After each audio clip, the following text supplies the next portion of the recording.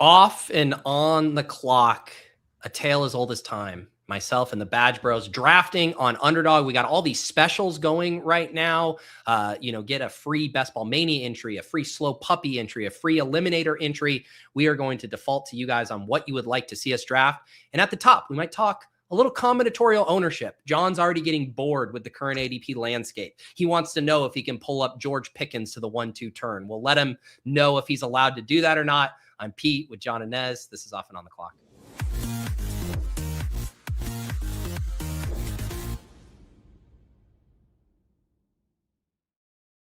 All right, fellas, how are we doing here? It is a great day to be a drafter on Underdog. What's the word?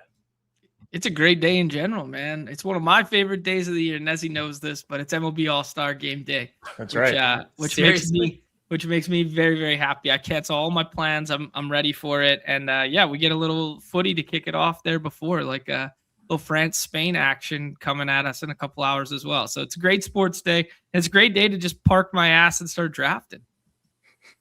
Is now, do they do MLB? Is it at the direct halfway point, or is that where we're at, or is it somehow it skews a little later? It skews a little later than exactly halfway, but it's like the de facto starting point for the rest of the season for a lot of people who are casual baseball observers. Well, I might be the most casual of all casuals. It literally feels like pitchers and catchers was like 2 weeks ago. So I don't know how that happened. Maybe you guys in the Underdog streets drafting the dailies feels like it's been a lifetime since the season started. Yeah, we have no idea when the season begins or ends at this point, but we're getting really close to the Dinger playoffs, so that's really exciting.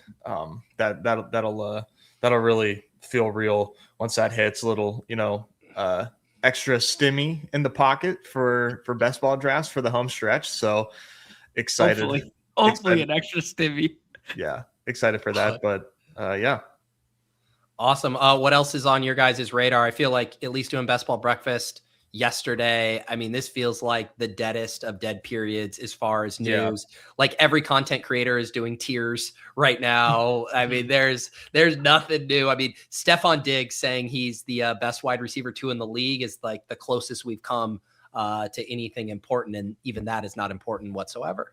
I mean, that's kind of how the natural conversations of the flipping the boards and the mixing the combos came about, because it is like the deadest time right now. Nez yesterday was begging for camp news while we were drafting. We had a lot of fun drafting yesterday, and then you had a lot of fun with Dave thereafter. So there's some great shows out there right now. But it is kind of like this lull right now. We're going to do some multi-sport stuff, though. We'll do some hoops and some puck for the people on Thursday there, but we're going to do much of football today and tomorrow, as is. Beautiful. Yeah. How did go ahead, Pete? Sorry. Oh no, I was gonna say I'm hopping on with Dave tomorrow. How's it going? He's now launched the Solver streaming network. Yeah, man. He loves it. He said he's like addicted to it now. So I love it for him. He's doing the slow draft streams with the Solver, and then doing the evening fast drafts with guests. He had me on last night. We ended up doing a BBM. And he had his first auto draft fiasco where he forgot he had positional limits in. So we ended up with like a 2-7-6-3. He was so upset. I was like, it's a rite of passage, man. This is what happens. And then we hopped in a big dog because Flock was trying to get a big dog started. So I was like, dude, let's get in here. So we did, and it snap filled, and we had a lot of fun last night. Definitely check that out. Dave's a fan favorite around here. Oh yeah, I'm glad. I mean, I always thought it was weird that whether he wasn't doing it on his own or that ETR didn't have him streaming, because one, he's super knowledgeable, and two, he's just really good on the mic. Has that great voice for broadcasting. So yeah, excited to join Dave tomorrow. We'll have to get him for a crossover here over on Off and On the Clock as well. Yeah, well, I see where I reside on the pecking order, guys, because Nezzy gets the call, Pete gets the call. He's got the big dog Silva coming on. He asked me if I'm available next week. So I see how things are around here. Wow. Well, even John finds finds bulletin board material even after getting an invite, is still finding a way to complain. When the reality of the situation is like the childless John is probably like the busiest out of the three of us. So just really what it comes down to. That's right. So, I mean, on the combo stuff, John, I mean, what we've had this conversation year over year. Yeah. You know, generally the anti-combo stance has been like, hey, there's still a lot of room for ADP movement, whether with news, training camp, preseason, etc. You could find yourself essentially just hemorrhaging value because a combo becomes available for the rest of the pool later in the month, and you've basically gotten it in bad. What would be your reason for pushing it right now as opposed to waiting? Maybe the daily lens angle in me comboed with the way people talk about tiers in the drafting landscape right now. And one thing that really stood out to me listening to some of the ETR stuff with JJ last week was that the quarterback tier, like everybody we've talked about, that big flat area, but even beyond that, like quarterback 10 through 19, they're talking about like the entirety of the season being broken up by like 15 fantasy points. Like it's absolutely nothing, right? Yet we treat it as like quite binary. And I'm like, what combos are we missing out from a stacking perspective that we're not implementing right now that are just like so obvious that you're sacrificing like maybe 3 or 4 points of projection? You're not actually sacrificing anything, and yet people aren't doing it. So that was kind of like the mindset. The easiest one right now is kind of like what you do at the back end right-hand side of the board, that big clump of green running backs. Why not just take number 13 and 15 and put them together, because they're not going to be paired together as often as, 11 and 13 will be over and over, right? So, that's the easiest framework of it. The ones that I was looking for were like a little bit further down the board, or just ones that like are largely stacks that people aren't stacking right now because it's hard to based on ADP.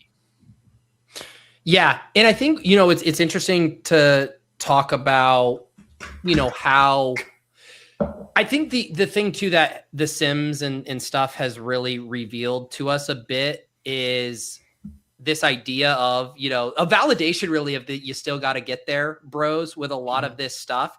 And similar to how we've talked about playoff best ball, where it's like, it's okay to have the same team over and over again because the pod dynamics and that pod luck stuff. I think the counter would be, shouldn't you just build the best team over and over again, because you are going to be in these random pods, and really the uniqueness lever that you're pulling with that combo, it probably only comes into play in the finals, right? Like you get to the BBM finals, 663. And we've seen it was the 2-3 years ago where it was the Amon-Ra CeeDee Lamb chalk, and like you just had to have it. So I guess that's my thing is it just fancy play syndrome of the benefit you're getting from the uniqueness is just as hard to realize as getting to the finals itself? Yeah, the way I think about it is like, if you're getting unique, you need to like it. You have to like what you're doing. You have to think that what you're doing is of sound process. And if you are trying to force yourself to get unique, I think you need to, have a sound process about it. Like when I get unique, I'm doing it because I like the players that I'm taking. And when I, and in conjunction with that, I'm trying to make sure that I am like very respectful of tiers.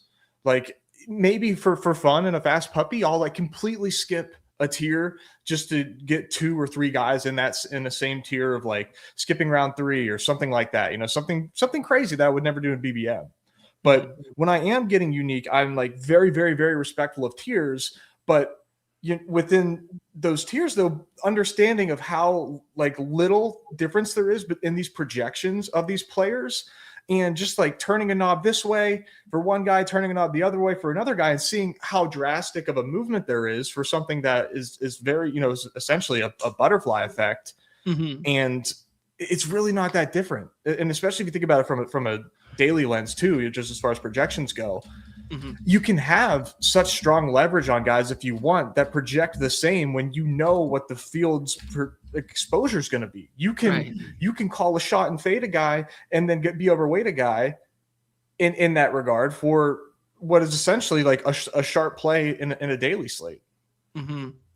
Yeah, I echo a lot of what you guys are saying. I understand the fancy play syndrome angle of it, but I also think we give ourselves way too much credit to know what the right answers are right now, that like we're giving the community too much credit of being like, yo, ADP is like absolute, like ADP is the right answer, or the projection is the right answer right now. Like, yeah, it's probably close, but like, I agree with you. Like, I think those running backs that you mentioned, the 13 through 16, are a good example. I think like an example of one where I would worry that the downside outweighs the upside would be like, even before the Zay Flowers steam came, which it's come pretty recently over the past month, I saw some people pulling him up to the 101, right? They do Gibbs and then they grab Nico and Zay and they're getting unique. We're now seeing Zay as kind of like an ADP rocket ship, and he like might end up settling just in that range anyways with how much he's moving. Like, could he go past Devontae? I don't know. Maybe that's still at the cap. But my point would be like,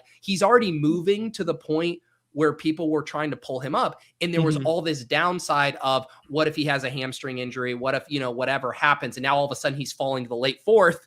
And those same people from the 101 are tacking on Zay as their 4-5 turn pick as opposed. So I'm just like, you might not even get the uniqueness. And then the risk of it backfiring on you feels pretty high. Like, those are the spots where I'm kind of like, I don't know if I see it, man.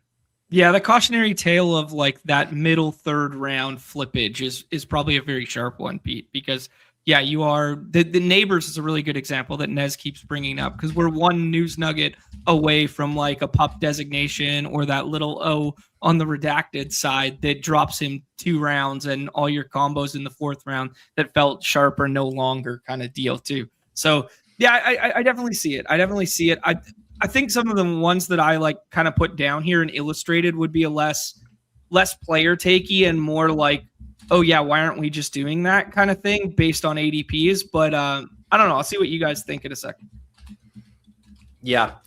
And I do think the tier conversation is a really good one. And there are some really flat tiers. You mentioned the running back ones. I would say that early round 4 wide receiver tier, your Lads, your Igbukas, your Burdens, like, I would hear arguments in any direction for how to order those guys. So I understand that. And that's where I like having, the solver combo tool up there, mixing and matching these guys. I think it really is the big pull up ones, right? Like, if you're shuffling within that tier, to me, it's like I mentioned the George Pickens joke, not saying that you actually wanted to do that, but those are the ones where I feel like you are sacrificing a ton of points pulling George Pickens up ahead of all of those running backs. And I've like seen people do that kind of move before. Yeah, I did have the George Pickens one on my list as a potential one, so you're not far off. I did that in a slow puppy. I did a CD George Pickens start because no one's gonna do it.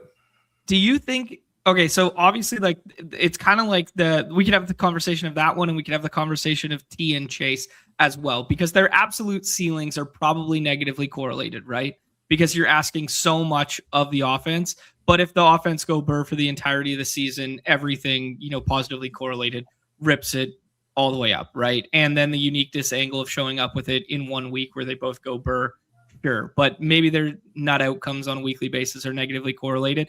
But like, if you did happen to do it, is it better to pull CD over like into the JSN tier and take him at 6 and then take Pickens in the middle there? Or is it better to do it at the end of the board when CD falls to like 10 or 11 and pull Pickens the other way?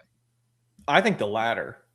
Okay. I think it makes more sense to not use one of your like more premium picks on it and do it later in the draft and and make up at running back in the later rounds where you like absolutely can. Okay. Yeah. I mean, in this, like, so this comment here from Goombas, we hear the adage draft like you're right. I think getting unique by drafting players where you think they'll go next season is underutilized.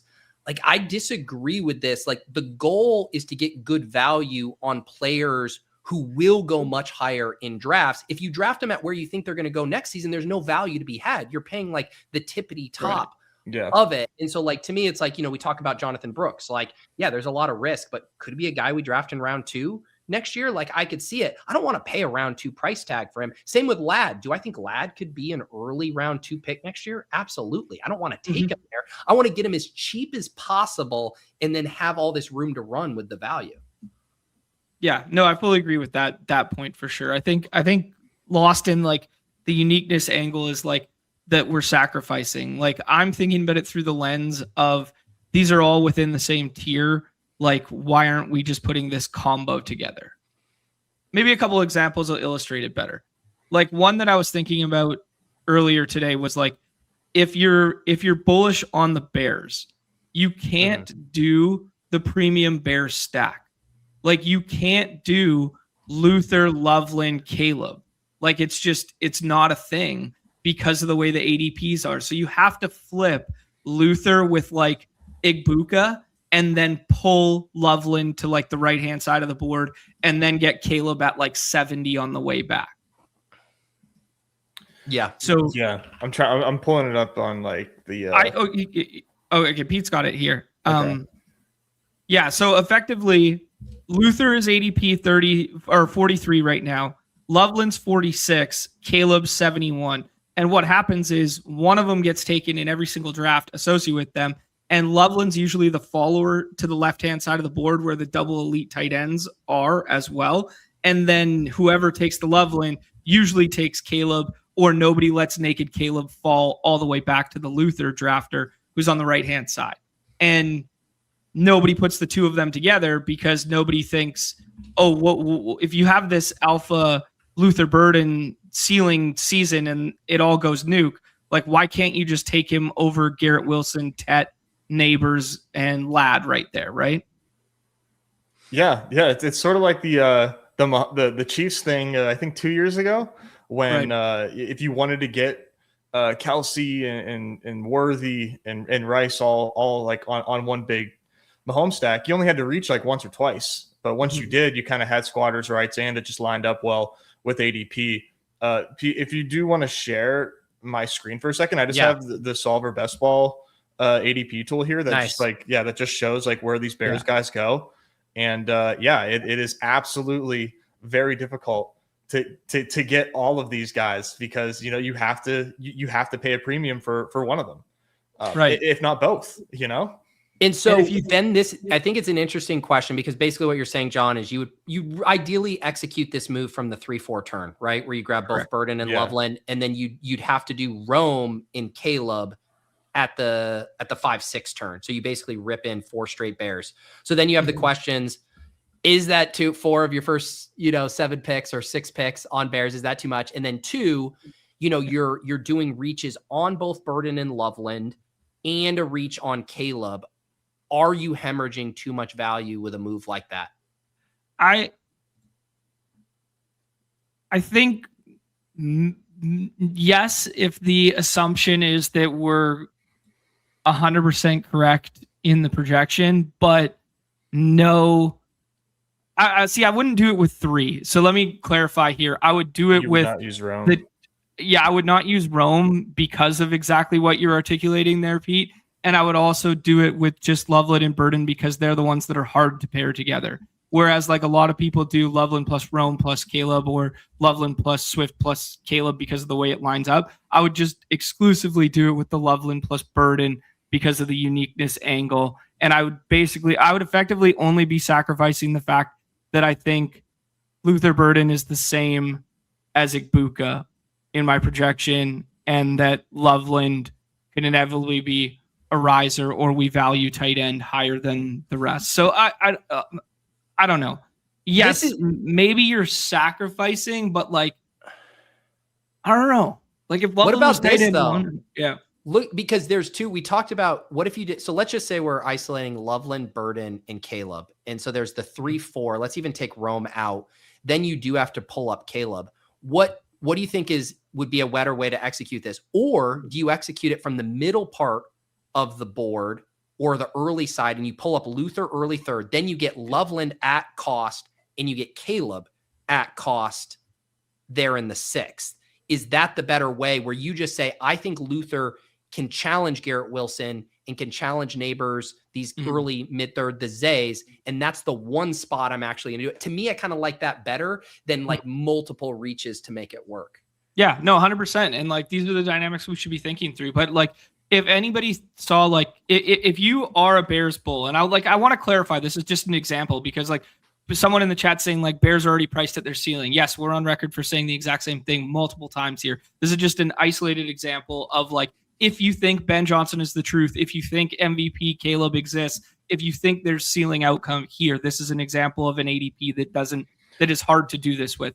But like, if you were like gun to my head on like week 9, like what's the projection of like Burden versus Flowers going to be? Like, I don't know, flip a coin right now, right? And then if you ask me on the entirety of the season, and then you work with the framework that like, hey, the Bears actually go Burr this year and Ben Johnson's a savant, like, yeah, Burden versus Flowers is probably just a coin flip right now as is, but everybody treats it the other way, right? So I do agree with you, Pete. I think that's the spot the better spot to do it than on the full right-hand side of the board.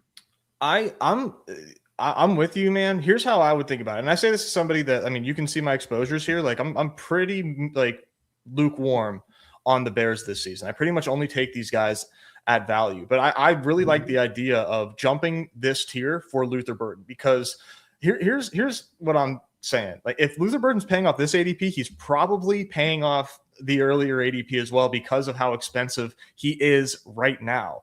And me personally, when I'm drafting, like, I'm not really thinking about, oh, this guy's going to go nuts in the playoffs. Like, I want this guy to be good the whole season. He's a 4th round pick. So if you are right on that bet, like, there's really very little difference. And then it should, I think, absolutely be a team level bet because of how expensive they all are. So I think if you're going to make the bet, like, make the bet. Like, right. This team needs to be rocking and rolling to pay off this ADP. Personally, this is just like some advice to some Bears bulls out here. To me, it just makes a ton of sense. Like, that is the type of thing that I'm talking about. Like, if you think Luther Burden is him and he's paying off this ADP, I promise you he's going to be a better pick than all those guys ahead of him. Right. A couple interesting comments from the chat here. You know, Shady weighing in saying doing a lot of what ifs to get to something is a good way to get into really, really tiny probability spaces. And that actually kind of follows up with this comment from Jesse. He says, aren't there going to be teams with Luther, Loveland, Caleb, 4, 5, 6, not common, but Luther can fall? I guess, what's the logical into that thought exercise? Okay, you're worried about getting in a week 15 pod with 12 of them, you're 15 of them, you're worried about being in a week 16 pod with 14 of them, or like whatever it is. It's just like, I don't know, man. Like, does that matter in the specific game we're playing right now, outside of getting to the finals and being like, yeah, I want the week 17 Bears Giga Stack to go nuts? No, it would matter in a weekly contest where we were playing our daily format and you're going up against 100,000 lineups and whatever. It wouldn't matter in the pod specific format. And that's, I think, too, right? Like, we all have that battle royale brain where that pulling that lever can be so valuable. I mean, we saw it at the Dog Bowl, right? Those guys who were taking Corum. I'm trying to forget, was it a Tajay Spears pick that was in there? There were Tony Pollard. That was the guy who was barely getting drafted. And I mean, having a hit that was on basically no other rosters was such a massive thing, because like, you're isolating the variables, and the way these contests work, it's just like, you can be right and it still doesn't fucking matter the way the pod dynamics shake out. Yeah. And to be clear, this isn't a Bears conversation. They're just like a prime example of how to get different and do something that is hard to do, and what is the best way to do said thing here. And I think Pete nailed it with the Luther pull first, and then let everybody else be at value. And then that's where the value really comes in. And now you're just getting Luther Burden at what should have been his cost. But again, I'm very skeptical of these Bears ADPs. Yeah, sure. Sorry, go ahead, Pete. I was just going to say, like, if I was I think the risk too would be like pretty willy-nilly and vibes based with like, yeah, I don't have this combo, or I don't see people do. I do think pulling up the board like this and going through, looking at your own tiers or use somebody else's tiers. There's plenty of them out there right now to identify. I actually do think this is a really flat tier here, and then map that to your own combos and being like, I do have Luther Burden, paired with Zay Flowers on so many teams, because that's exactly where the ADP matches up. And then like, maybe map out an intentional plan for it where it's like, I'm not sacrificing a lot. I feel confident in this. These are the blind spots. I do think just the like, fuck it, I'm bored. Like, let's pull this up. Like, that's probably a losing strategy. Right. Yeah. No, we're in agreement there for sure. And like in a vacuum, like the chat is like spitting like player takes now. It's like, guys, just chill. This was just like an example of like where the ADPs are. Like it's like I tend to agree. Like I'm not a Caleb Bull, but like I understand the ceiling outcome potential as well. Right. Like some other ones that I thought about, like if you want to use like another offense specific, Nez, like bring up the Jags for a sec.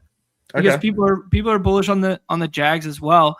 And what I've noticed with all the Jag stacks that I'm seeing is nobody can pair Brian Thomas and Parker Washington together. And that to me looks like a bet that is like they could coexist, because it just means Parker Washington retains like the job in which he had as like a slot guy. Then you have the field stretching X, but you see a lot of like Brian Thomas plus T-Law plus Jacoby Myers just because of the price point, or plus Travis Hunter, or plus Strange. You see that a lot, but you don't see the combination of like, yeah, basically that little pocket of Parker Washington and Brian Thomas together. Yet stylistically, they pair beautifully together. Yeah. And then that conversation gets hard too. And I mean, similar with the Bears stuff and people talking about Pickens Lamb, of like, where are the positive correlations and the inverse correlations? Right. And the cheaper the pieces are, like they are with the Jags, it is easier to just throw a dart at the entire offense. I think the Lamb and Pickens one is really hard, because I do think like their uber ceiling outcomes are negatively correlated in a way that makes that move like detrimental in two different directions. At least here, if you tell me, you know, I'm going to pick one of Parker Washington, Brian Thomas, and then draft every other Jag, at least the cost is pretty palatable there. Yeah, that's true. It's definitely not quite as necessary. But if you did want to be the Parker Washington BTJ Bowl, there's a unique opportunity for the taking there, but not me, as you can see here. Let's see here. You guys want? I want to make sure it would be fun to be able to draft a couple of teams today. You guys want to draft something, and we can maybe squeeze in a couple of drafts? Yeah, let's do it, man. All right. Let me get my screen back up. The lobby is obviously chock full of options. BBM, Frenchie, but Superflex, the fast puppy. We will not be doing a slow puppy on here. Never. Although the YouTube algorithm might like that. The Eliminator, weekly winners. We'll skip over some of the high dollar ones. The Pug. What are you guys feeling right now? I mean, what do you think about like a fast puppy or a pug? Just, you know, do something.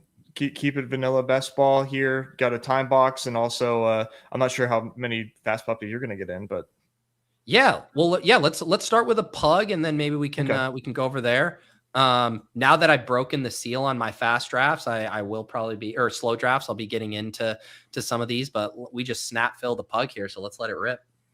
This is where a lot of this conversation started yesterday, because people are a little more liberal with their 3 max entry $12 price point, and Renegades, who's renowned to be in those 555 streets, but also renowned to be a free thinker, did the double tight end from the 112 yesterday in our pug, and that's where this whole kind of like conversation stemmed from. Yeah, that was pretty awesome. Yeah, pretty cool. All right, what do we got here? We have the 103. We should review the advance rate structure for this one. This is fun. It's really small as far as in week 15 and 16. So it goes 2 of 12 traditional, 1 of 5, 1 of 5. So one of the more realistic paths to a final you will see. And then 124 seat final, you know, for a contest coming out of 1 of 5s, that's a fairly big final, but it's kind of a week 17, a regular season in week 17, all that matters combo here. Yeah, classic. Just your classic structure. I love that they are like doing way more 20% to first contests here. The fast puppies 20% to first. This is 20% to first. I love it. Whoa. Bijan, run to the podium. I thought you were going to give Jump Free a gift here. Sorry, no? Jump Free. No free combo show, man. Yeah. Just to close the thought on the combo thing, just sorry, because it's rent free in my head right now. Like Jesse's saying, like, I think the Jags are a good example to avoid overstacking. Just to be clear, this isn't about overstacking. This is about getting the one stack right that nobody else is currently doing. So it wasn't about overstacking the Bears. It's not about overstacking the Jags. It's the fact that nobody's putting the top 2 pass catchers on the Bears together with the quarterback right now, or it's very hard to do so. It's not that I want to overstack the Jags because Jags go Burr. Maybe they go Burr, who knows? But I'm not looking to jam 5 Jags in my lineup for uniqueness purpose. It's just nobody's doing Washington plus Brian Thomas plus T-Law because the other options are so much easier, and they make the decision between BTJ and Parker Washington. They don't put the two together, right? Yeah. Yeah. And then the one, like, again, we've all had these combos multiple times, but the other thing about the uniqueness is you can also get uniqueness with big ADP fallers. Right. And that's the ultimate have your cake and eating it too, where you get the value drop and you get this pair, which is, basically in the first few rounds, if there's a big ADP faller, even if it's not a player I love, I almost always take it because I'm like, this is going to be paired less frequently than a lot. And that way you get to realize the bonuses both ways. Right. Yeah. And I mean, like that's the GTO way to do it. But it also is like, it's hard if you're like a low volume or you're a time box. Like this stemmed from the time box 3 entry contest where there's so much RNG in like what draft slot we're getting. How do I just get my guys is kind of what it stemmed from. And maybe Shady's right. Maybe that's just a bad philosophy. And maybe you should just be concerned with advance rate and staying within your tiers and staying within ADP range. That's what the S words tell me to do, right? Yeah, he's absolutely right. I think the Bears are already kind of priced like that, where like they already are what if priced. So like there's really not a huge difference in doing what we said with them if that's how you feel about them. Like I just urge Bears believers to fully commit because I think you can really get strong payoffs. And I feel like the other offense for me like that is the Chargers, right? Where it's like that it's even probably more so than the Bears in that the enthusiasm for all of these pieces is almost directly tied to Mike McDaniel and his influence on the offense. So if Mike McDaniel is successful, like Nez said, commit to the bit, like draft a shit ton of Chargers because there's going to be multiple hits if the Mike McDaniel thesis plays out. We got Pickens, we got Bowers, we got Jeremiah Love. I'm open to all of these 3 here. I like Bowers. Yep. Let's do it. Yeah. Take the ADP value. There you go. Brock Bowers here at 22. I noticed on Best Ball Breakfast, Trey McBride really starting to slip in some of these drafts. How are you guys feeling about the difference between Bowers and McBride? I don't think it's all that different. I don't know, man. I don't know. I mean, Bowers is way less competition for targets, but I think they're both in equally kind of sketchy offensive environments. McBride's fallen a ton. All right, John, flat tier. Who do you want to pull up? Lad. Oh my God, I should have asked that. I should have asked that. Time box contest will give John. We'll let him do it. This is kind of one of the spots where it's like how different a bet is Lad than whatever. Like I would fight you on the 2 tight ends. Like I would fight you on like that tier. But like after like the Devontae, like we were taking Lad in the 2nd round last year without Mike McDaniels, and now Keenan's presumably gone. Like I don't know, how different is Lad right here? No, I think in the context of the conversation, I guess it would be like structurally, would grabbing the running back here make more sense in this format with the 2 of 12 and trying to make sure we have enough early season firepower to get out. But I agree with you as far as the wide receivers. Yeah, I think this is, I really like what we did here. I would not have normally done it if John was not here with us and instructing us to do so, because the Chargers are another really good example that we didn't get to. Yeah, like they were the next one on my list because Lad lives on that side of the board and QJ and Herbert live on the other side. So if you do want to do it, if you're trying to commit to the bit, we can do it in this draft. And that is like one of the only ways to do it. That's part of why I don't have a lot of these teams, is because without doing some sort of funky shit, it's hard to get that offensive bet. It's really hard. Like, so this is the one thing you do. Yeah. And that was the thesis, man. That was the thesis. It's not, is this good? Is it? I mean, we could debate if it's good and bad on each player specific level. It's just nobody's doing this. Like, and I'm asking why. Peep the 10 hole. There we go. There we go. Vernon and Was Loveland. it cooking lo- now? I love Yeah. it, man. Where do you get People- your ideas, Freeze? Where do you get your ideas? Go down the rabbit hole. I love Look it. at this. The move should be John needs to pump and dump this Galbrain combinatorial stuff where it's that everyone in the room is doing it, and then we just are scooping the ADP values. Man, speaking of pump and dump, that Roto World blurb on Neighbors is quite misleading. What did it say? I haven't read that Expected one yet. back for camp. He's going to be present. He'll be be there. Harbaugh said he doesn't know when he's coming back. Yeah. No. Fake news. Unbelievable. But now on Well- Roto World, you can see who wrote the blurb, so we can Yeah, go. I think attack it them. was Schlane. Ooh. That's my mute. That's my oomph. I'm loving Waddle. We also have Terry, Swift, Devontae. What do you guys think? I like Does he go- Waddle. Yeah, I'm good with it. Let's do Waddle here.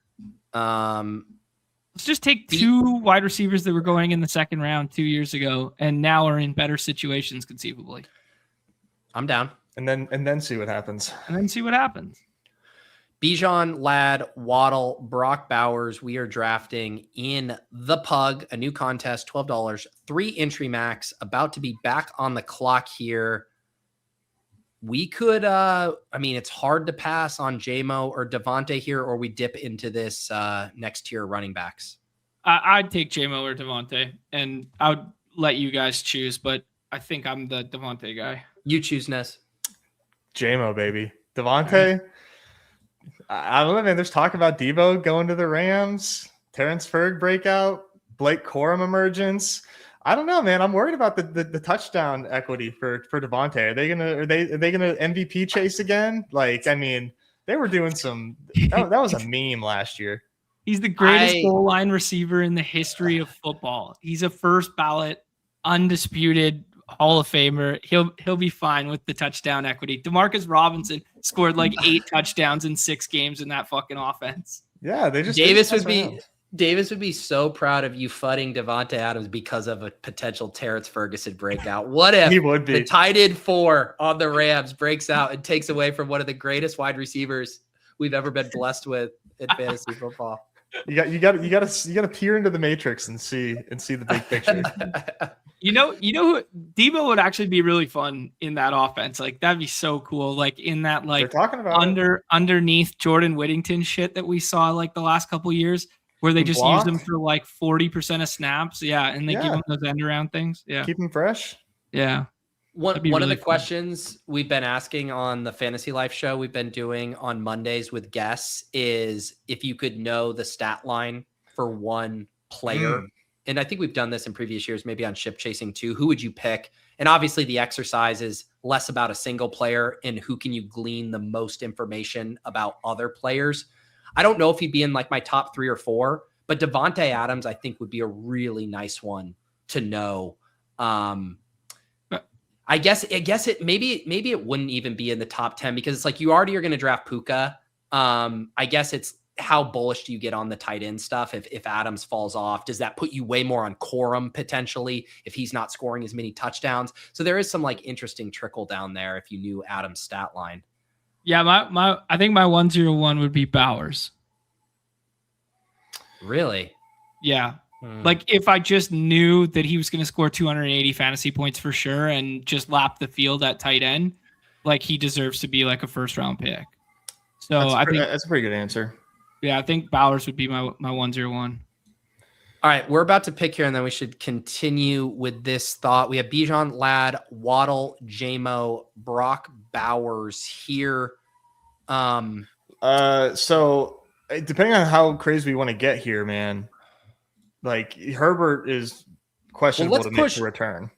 Well, he'll make it to 75 with Burrow. Yeah. Caleb, I and like Hurts here. Warren, I think. Unless you Jalen- want to do Jalen the Warren? QJ Ladd thing. Like the I've been QJ drafting Ladd. Ramondre over Warren, but who do you like more, Ness? Sure. Jalen Warren, of course. Oh, I just asked the Steeler guy. Yeah. There. And 2 week 11 buys. That's a no. That's a no. Can't do that. So we grabbed Jalen Warren there to go with Bijan. We still have Ladd, Waddle, JMO, Brock Bowers. Yeah, the thing that I guess if we pulled up Ladd, I do think we should probably commit to it. It feels bad taking Herbert ahead of Hurts, but at this point, like, I mean, I know that's why the not? thing. But this could be, because we pick at 81 or 94 next. So that he's not coming back. John, do you want to commit to this bit like we've been preaching? Yeah, I'm good with it. Yeah, sure. I mean, I don't see The bit anyone was- else that I'm like pounding the table for here. right. Yeah. yeah, because the only thing that you could do is hope that this room would like not take Herbert and go QJ, but I'd rather just have Herbert. A lot this is fun. I think this was the pick with the Ladd McConkey pick. Like this is the bet that we're making. Herbert ran a ton last year, like way more than people realize. We're banking on the efficiency. Make the bet, man. Yeah. right. The question is this good enough, to do this, or to do this, did we have to take running back in the JMO spot and take QJ in the Warren spot to make it make sense? No, I don't think so. Okay. So it's Yeah. good enough to just make this bet and decide here. Yeah. Yeah. A couple comments here from the chat.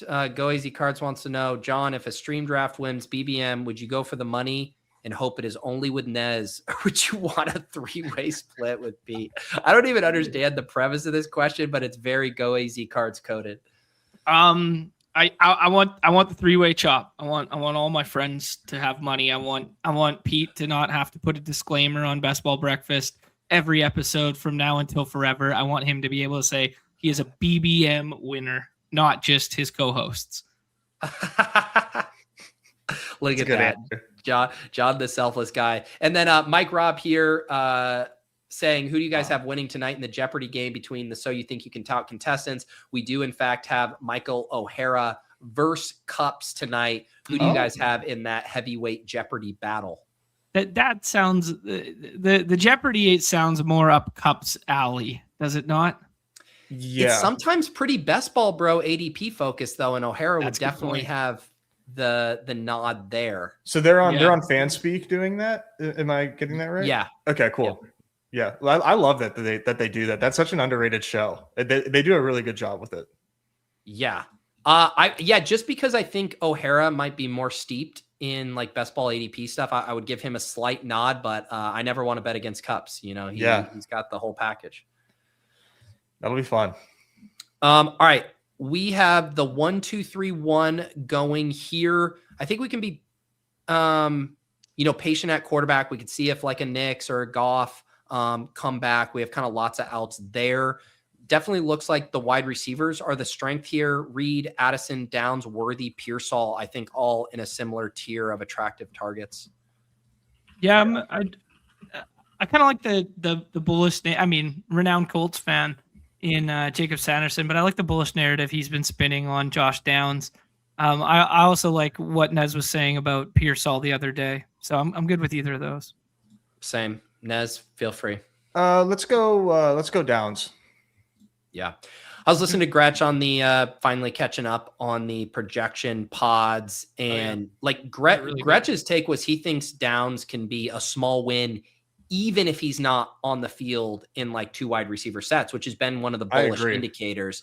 So if you're like all of a sudden you're getting like a small, he always talks about small miss, big hit. Like it sounds like a small miss, big hit at this price. I would agree. Yeah. I think Down showed a lot. So Jacob, let's make this pick here and then we'll have the conversation. But I wouldn't be opposed to pulling up Brooks just a smidge here to get another running back, or we can grab. Yeah, I don't know. I like Brooks. Be like Bone. Yeah, are you good with Brooks, John?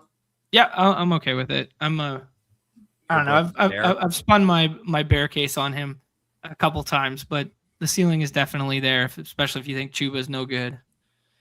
He would be another one that would whose stat line would you like to know? Yeah. Because to get the confidence in either Chuba or him as potentially a league winning smash, because like they're gonna run the ball well. Like they run the ball well every year. They have one of the better offensive lines. Yes, you could have scenarios where it is like a true 50-50 split, but I think getting that projection from Brooks would also tell you that probably as well. if he's like close to a 0, it's like Chuba's the jam of all jams. Yeah. Yeah. That would probably be my answer if I had more time to think about it. Would be Brooks. Huge error bars on his season. Yeah. Yeah, big time bars on the season. Absolutely. The Downs thought was that they don't have the personnel to play as much 12 or 13 this year because you're gonna try and take snaps away from Downs and put Ogletree out there or something. So Jacob was saying that 11 personnel was most likely in their future, given Steichen's track record, coupled with him being, somewhat sharp enough to determine which personnel need to be out there from a talent level. And he thought 3 wide receiver sets were going to be more utilized than last year. So that there was like another pathway to, even if he loses out on 2 wide receiver sets, he's still in a good position for the 11 stuff. That would probably mean they're signing Diggs or Keenan. And not that it's like a huge boon to Downs, but I don't know how they run 11 and trot out Ashton Dooling for 75% of snaps. Yeah. The thing that's so frustrating with the specter of Keenan is that if they make that addition, it's largely because they're not confident in Alec Pierce's health and his availability. Because I think if Alec Pierce was fully healthy, I think they're ready to rock with this crew, but they're just like, man, if we're down Alec Pierce, like we need another body. But Keenan Allen's skill set is completely duplicative with Josh Downs is in not Alec Pierce. There's basically no free agent field stretchers out there unless, Tyreek Hill has gone to Germany and gotten his stem cell surgery or whatever. So that would be the bummer thing where it's like, yeah, it's to plug the Alec Pierce hole, but then he's just siphoning away targets from Josh Downs. Yeah. It would not be fun. It would not be fun for this team or for other Colts pieces. We lost out on Goff there. Goff, yeah, we lost out on both Knicks and Goff, which is kind of a bummer. Casey Concepcion's here. Running backs, we could do like Jordan Mason. I've been really warming to him lately. Chris Rodriguez or Jordan Mason. Yeah, I love them both. Let's do Mason, and just with Rodriguez ADP always kind of more in flux there. Yeah. Those are 2 like my favorite last calls at running back right now. Yeah, so now the running back room's Bijan, Warren, Brooks, Mason. We got Herbert with Ladd. The other wide receivers, Waddle, JMO, Downs, Brock Bowers. So we're still set up like, I feel like a Daniel Jones Mendoza with Herbert could be like a nice QB room there. Yeah. Yeah, no, I really like the way that this team is coming together. Like Bauer, like the fact that Bauer's on this team, just kind of like so sick. So we got some of the wide receivers here: Casey Concepcion, Shakir Coker. I'd say make the most. Diggs or Coker. Let's do Coker. I've got a Coker over Casey Concepcion. Yeah. John, I promise. I saw it. You're good. I tried. I wasn't slow rolling it. I was trying to weigh. I'm sorry, John. The reason I said that was less about like the profile of the player or the ceiling outcome of those two, and more just about if we were forced into a backstack that I like, the safety in parentheses, because he's lost his job each of the last 2 years, of Bryce Young over trying to whack-a-mole on a Browns guy. Yeah. Yeah, I honestly don't love this range, so I don't have a strong opinion on any of these guys, to be quite honest. So, I don't have a whole lot to add. I just didn't want Diggs because I've been taking Diggs a ton, and I would just like him to go like a week without being in the news for some heinous allegation. That would probably be ideal. What's the most recent? I'll tell you after. Oh no. Oh no. Sorry, Nez. If you're passing notes, you got to share it with the class, brother. Bad, eh? Well, it was a male accuser, and he already settled with his brother for one case, and now he's got another open case for Diggs for something else. Great. Although let the record say the chat says I just saved the team, so whoopsie on me there. No, I will say, like, I think there are teams where we're way more running back heavy, where I feel a little lighter there, and maybe, locking in the Diggs targets, which again seems crazy to say because he's not even on a team yet, but I think we all think he's gonna, step in and perform. But like Ladd, Waddle, JMO, Downs, I kind of feel like we have green light for a swing there. True. Yeah, definitely. Looking at the quarterback plan, so we pick out 142 and 147. Daniel Jones, ADP 146. The one nice thing about getting Coker is that would have opened up Bryce Young as well. I think with Warren, Rodgers is obviously on the menu too, and he's easy to backstack. So I think the plan would be to get Jones with one of these two picks, and then we probably have a little flexibility to head into 14, 15 for the third if we want it. It's true. Yeah, good with it. Yeah, I haven't done a ton of Mendoza, but like, if Mendoza just went Burr in the playoffs, would that surprise anybody? Like, he's surrounded by like two elite talents in the top 2 rounds, and we just saw him win a natty. Like, he runs at the goal line. Do you guys, Ferg's the big faller. Do you trust pushing Jones around enough to lock up Ferg, or would you want to just lock up Jones? I like Danny Dimes here. Okay. I think we lock it up. Sure. Yeah, you a Ferg Bowers, head? I mean, I do like Ferg, but I just think with Bowers, like I think I would rather like miss out on Ferg than miss out on Dimes with this team. Yeah. It's pretty dicey after that for quarterback, obviously. Yeah. I'm torn on that decision there because what you win when you win with the Ferg fall is actually a little more significant than most of the other times because you probably only take 2 with the roster spot. So you also win a roster spot, and it's like 2 quote unquote, elite ones and or top 10 ones. And you got 2 quarterbacks already on both of the teams to your left. I don't know. I might have pushed it, but now we get Gadsden for a stack if we want it, which kind of fills our thesis as well. I think we got to do Gadsden, right? Isn't that the theme of this show? Commit to the bit. Yeah, this is Gadsden all the way. Yeah, and I mean, we could have had the convert. I actually think if Keaton Mitchell had fell to us at 142, do you take Keaton? You try to push Dimes.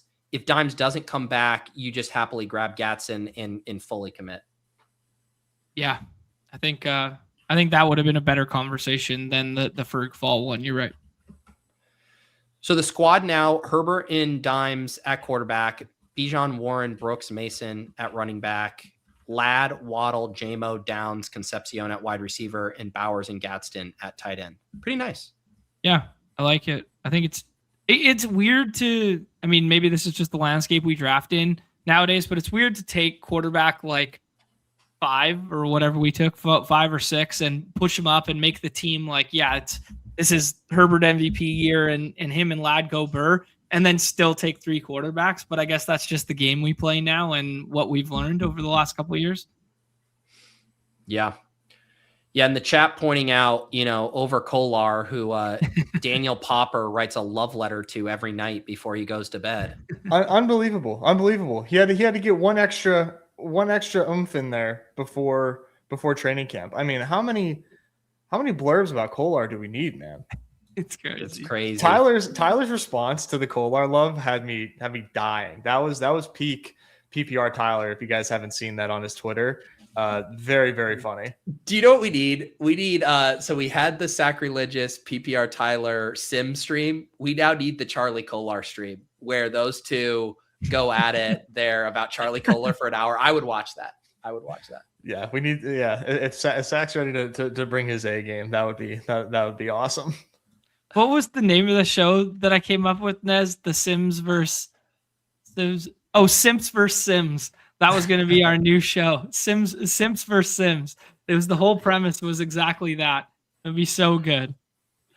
All right, about to pick at 14-10. Rodgers and Mendoza, if we want to go for that third quarterback. Brian Robinson, although we have Bijan on this team, so that's a little less attractive. Tucker, Kamara, Dylan Sampson, the other running backs. Wide receiver, we're in this uber flat tier here. Probably not tight end. What do you guys think? I think Sean Tucker. Tucker or Kamara, if we're going to go running back for me. Yeah, you pick between those two, Pete. We're pretty boomered up here. I guess we're balanced. Kamara could side with Mason. Tucker can side with Brooks. So we'll grab Tucker. Who's going to give me a price on Sean Tucker versus Bucky Irving touchdowns this year? Oh, Shady might be rich enough. You're not going to get the odds you want with how much Tucker had the goal line stuff and how they used him there. Yeah. I think, I mean, what you'd want to get odds on is Tucker to just outscore Bucky fantasy points. That's where you might get some good odds. Yeah, that would be that. I'm way less confident in. Sack and Popper are colluding to persuade the best ball community that color is relevant. And Purple Yosh says it makes him physically uncomfortable to watch Sack and PPR talk to each other. Really? I'm like, I want to grab my popcorn when I see it. That's the good stuff, brother. Do you guys want to do a Rodgers or Mendoza here, or grab a wide receiver? Let's do Mendoza. We never do Mendoza. We kind of just went bull case on it. The playoff schedule is kind of fun. At least there's ceiling there, and we got I like it. I like Mendoza too. We don't need the mean projection on this team with MVP Herbert year here. I think Mendoza is going to be really good, man. I really think that he's getting unfairly treated because of the stench of the draft class. I mean, the weapons around him. John was highlighting Genty and Bowers, great talents, but and then you quickly go to Tucker, Jalen Naylor, and Jack Bash, which is where it gets dicey. But yeah, I like the propensity of Mendoza to run around the goal line a little bit too, and I just think he's good. I just think he's going to be good. So we could see him sooner than later. Fun pick. I don't take Mendoza enough for having this belief. The hand in the dirt, just like bet on the dude. You know what I mean? Like last night, I'm thinking back on the home run derby, and it's like so easy in hindsight to be like, yeah, Rice is going to crumble when he's getting booed and he's like in his 20s and stuff like that. Mendoza just has that demeanor of like the bright lights. Like the lights cannot possibly be brighter on Sunday in Vegas than they were when he was in the Natty and that sort of deal. And dude just loves football. Like just bet on the dude. I love it. Yeah. And I love it on Bowers teams, right? I mean, it's almost like so simple to even discuss, but I think Bowers can have a good season, even if Mendoza is average. But if Bowers, because what we want from that tight end, right? Like, you think about McBride, he was like rock solid. And then he gave us that really nice spike week in week 15. It helped him kind of hang with those Pitts Uber spike teams. What you're really doing is like, could we get 2 25-point weeks from Brock Bowers in the fantasy playoffs, right? And if that happens, it's probably because Mendoza is really cooking there. And so pairing those two together at the cost too, like in previous years, you would able to get like Bo Nix super late, rookie year Drake May really late. I mean, Mendoza is the closest thing we have to a truly cheap, untapped upside type of play. And I get it because like he doesn't have a huge rushing profile like, a Nix or May did, but there are scenarios where we're just wrong and he's really good and set up to succeed. Right. Yeah. 100%. Is this the latest a 101 has gone? Like, I can't remember where Cam Ward went last year, but I think it was higher than QB, like 28 or 29, right? I think so. Yeah. I'm fine adding Kamara here. This is at this quite price. The ball. I would do it. Let's get this team to the playoffs.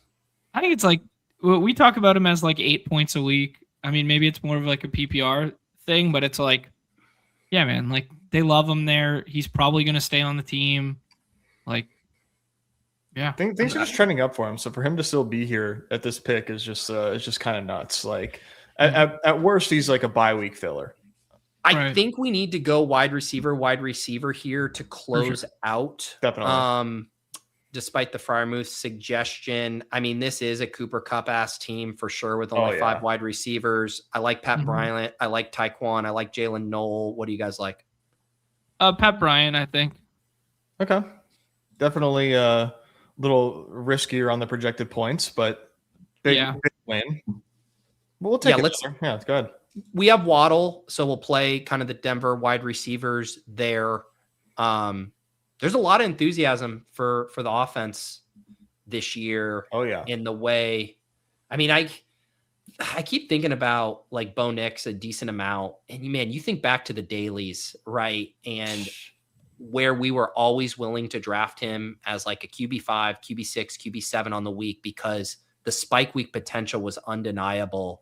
Right. I mean, you throw Waddle into the mix. I mean, he could be a monster this year.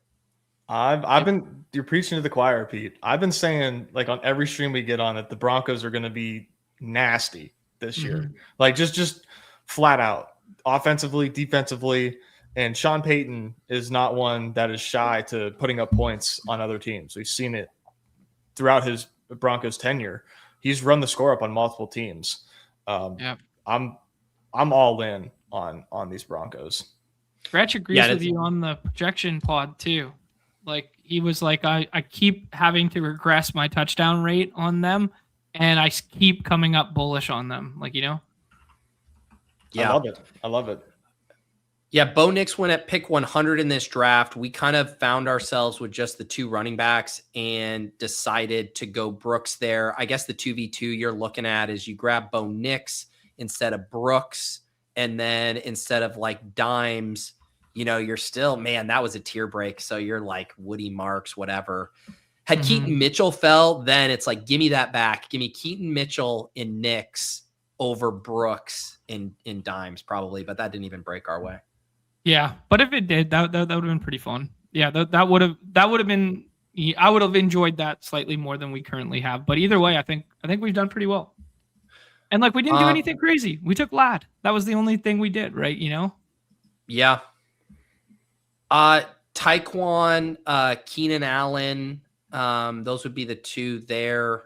What do you guys think? Keenan with the potential Dimes thing isn't the worst idea in the world if we think that has legs. We've been taking Keenan, so I'm for it. Yeah, like, I have so much Keenan. I think Keenan's on like 90% of my slow drafts that I just finished in the last 2 weeks. And when you take him here, like you have the potential for like 80 catches. Maybe that's a little high, but let's say 70 plus catches. And like, what are you sacrificing? You're sacrificing Tyquan Thornton scoring you 18 fantasy points 1 week. Like, okay, I'm good. I think it is like the type of team, and it's kind of the, you know, we were talking about Concepcion or Diggs. You want to do the 2v2. It's like Diggs and Tyquan Thornton or Casey Concepcion and Keenan as far as like what this team probably needed. Yeah. Good point. It's a good team. But this is also like a triple breaker here. Like this is a triple threat landing spot for Keenan Allen here because he could go back to the Chargers narrative, which is bad for Lad, but it all plays together. There's the Danny Dimes. Yeah. There's Daddy Dimes smoke there, which is kind of bad for Downs, who we already have, but it works. And then Raiders. The Raiders don't even have a wide receiver other than Jalen Naylor. And I mean, people are enamored with Jalen Naylor for whatever reason, but like, what if he just goes to the Raiders, rides off into the sunset? Nobody else wants to give him money. All right, here it is in the books. The pug here, the final team: Herbert, Danny Dimes, and Mendoza, 3 quarterbacks, 6 running backs: Bijan, Warren, Brooks, Jordan Mason, Sean Tucker, and Kamara. We got 7 wide receivers: Lad, Waddle, J-Mo, Downs, Casey Concepcion, Pat Bryant, and Keenan Allen. 2 tight ends: Bowers and Gadsden. We have the big Chargers double. We got the Dimes single there, the Mendoza alpha single. I like this team. I love this team. I feel really good about like every position here. I feel good about our ability to flex a running back, which is really what I care about most in most of these drafts. Like, am I flexing a running back? Yes. Good deal. Could I flex a wide receiver? Of course. Could I flex a tight end? Of course. But having that more often than not running back in the flex is great. Love this team. Also, shout out Freeze did pop up in the chat. He had taken John's, the Burden idea, ended up with the Caleb Stroud, Rogers, Chase Brown, Tootin, Manungai, Woody Marks, Tank, Jaden Blue, Jefferson, Burden, Brian Thomas, Michael Pittman, Jaden Higgins, Ridley, Jalen Knoll, and of course, Loveland and Pitts. Running back room, could be a little thin to get 2 out of 12 here, but man, the stacks, the wide receivers, the tight ends all look pretty fun. Yeah, and the 2v2 that you'd effectively be looking at is this team better if you take Burden off of it for like the quote unquote uniqueness and you put Javonte Williams in it. Yeah. And that's Mm-hmm.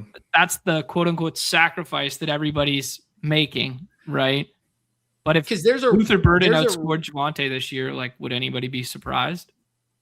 Right. Yeah, and I think with these running backs, like there's a real chance like Chase Brown is the only one projecting for more than 10 points for like the first 6 weeks of the season, which could just put this team in a pretty big hole. Yeah. Definitely Tootin is like the biggest thing that needs to hit here. But this is a really fun team because like if it does hit, this seems like you're looking at this one in your portfolio, like, oh my God, I've got all the smash hits. And I will. Oh, go ahead, John. I was just going to say, if you're going to do the running back room that's thin like this, at least you bet against everyone who has the exact same combos adjacent to you. So if you go up to the running back room just for a half second here, Pete, the ADPs that line up there with like the Chase Brown and Justin Jefferson teams, the player would be like Javonte. So he covers it with like Jaden Blue. If you look at like the Caleb super stack teams that exist on the other side of the board, they'll be like Caleb, Swift, Loveland. He replaces that with Monungai on this side of the board. Like if you look at all the Caleb stacks that are on the left-hand side of the board, a lot of them have David Montgomery because he only ever lives in the 50s. You bet on it with Woody Marks on the other side. So it's like structurally, it's like pretty intelligent. Saquon lives on that side of the board and goes with the Chase Brown team some percentage of the time, but not a lot. And then you bet against it with like Tank. Like it's like he's thinking through the dynamic of it as he's drafting. So I see the plot. Now, do I know if this is good? Do I know if this is, Sims approved or anything like that? Probably not. But like from a hand builder, like mantra standpoint, like this kind of just makes sense to me. But yeah. Yeah. And I will say too, I generally do like the overstacking stuff a little bit more in these smaller field contests, especially that 1 of 5 back to back, where it's like, yeah, you just want, if the Chargers cook, if, in our case, if the Bears cook, in your case, you'll have a really, really good chance of advancing. Let's sneak in one more draft here today. Nez, you had mentioned the other one, the Fast Puppy. Should we rip in one of these here? I'd love a shot at 200K with you guys. Ooh, all right. Ooh. Here we What's go. something fun we could do? Well, okay, let's just like realistically, like we don't ship a big one. We do like 200K with the three of us. Like what's something fun we could like commit to and do? It's with the money? Badge. It's the Badge Bros often on the clock invitational. We have our own version of the ship chasing meetup. We have the weekend. It's drafts. It's pool or beach. It's a live podcast. We what we do with some of the money is we have like 5 people that win all inclusive packages to come out, flight, hotel, Fuck friends. Yeah. Relax. Relax. Hey, Dude. I didn't make it up. See, it was everyone knows. Well, you were the originator. The John bring a friend to the dog bowl contest. You were the originator of the FAF giveaway. No, that was I think that's a great idea. That'd be so fun. Now we got to lock in. We can't do any funny business on this one now. Yeah, and what would be the time on the calendar that's underserved? Because we have the dog bowl. NBA is generally March. NFL is early December. Maybe something like early fall where we could draft like BRs and stuff. Yeah. Although in season is always tough, but like I think if it was a weekend, we could plan it right. Oh yeah. Yeah, we have the buzz for the first bit of the season. Then the weather starts to change and everybody needs like a mental reset after losing for 8 weeks straight. And we do like the week 7 or 8 meetup, There you go. So now we know what we're doing. If we win this, we are on the clock. CMC, JT, JSN fell to 6 here. What do you guys want to do in the Fast Puppy? CMC for me. Yep. Yeah. I am. Yeah, I'm trying to make up for. I don't have a lot of CMC right now, and it really is a lot of the RNG that I've gotten in drafts so far. But really trying to hammer in some CMC exposures into my portfolio right now. The Tournament structure for this one, guys. This is a $5 entry. It is, of course, fast only. The fast puppy, 200K to first, 2 of 12, 1 of 10, 1 of 10, 375 seat final. So, this is inching more into, BBM style territory, a little easier to get out of 15 and 16, and then a decently sized final. This is about the size final that like BBM 2 and BBM 3 were, around 375 there. So it's a pretty classic large field tournament on Underdog. Mm-hmm. Yeah, I love it, man. These puppies, like I said, have typically been 10% to first. So huge fan of this being 20%. I hope that they continue to do this because this is a lot of fun. I like the chase. Yeah, 100K to second too. I mean, talk about a consolation prize. Yeah, seriously, 50K dude. to third. That's not chump change. No, not at all.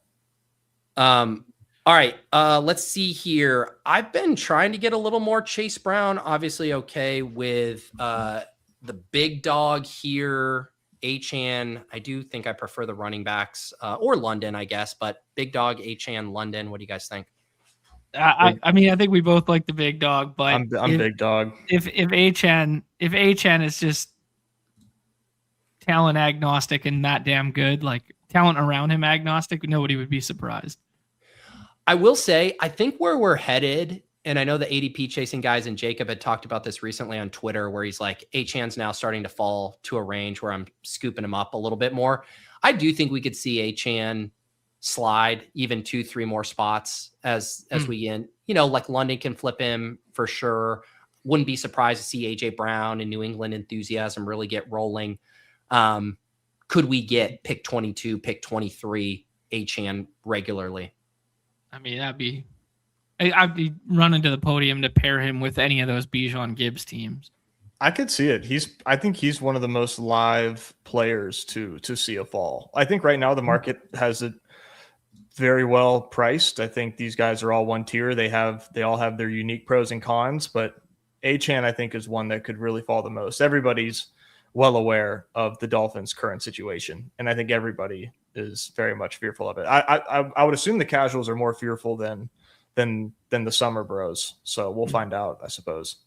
I think Hampton would be the other one that's live to fall in that range there, just because we don't know what the backfield split's going to look like with new coaching staff. If you get a couple preseason games where it's like first team offense was like a 50-50 split and Hampton goes like 4 for 8, but Keaton Mitchell rips off like a 20-yard reception and rips off a 20-yard run, and people are like, oh, here we go Burr in a McDaniels offense.